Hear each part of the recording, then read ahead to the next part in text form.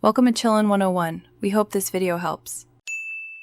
You start by eliminating easy causes.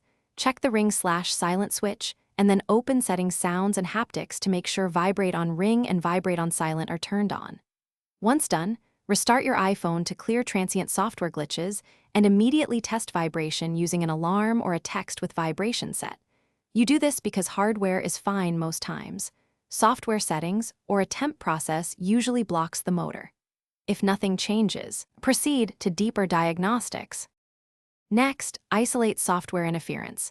Disable focus modes or do not disturb, and turn off any notification managing apps. These can mute vibrations. You should update iOS so you're on the latest patch, then remove or offload apps installed right before the issue started. Sometimes an app grabs system audio routing. Use the sound and haptics test tones and run the Apple support diagnostics to trigger the Taptic engine. This verifies whether the motor responds at system level or remains silent.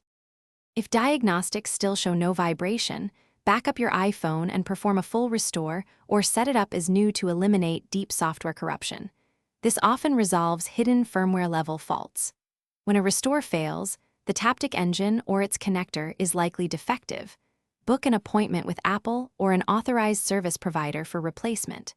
If you need one more quick troubleshooting move before service, do a force restart or a DFU restore. That sometimes revives an unresponsive motor. Thanks for watching. Consider subscribing if we helped you.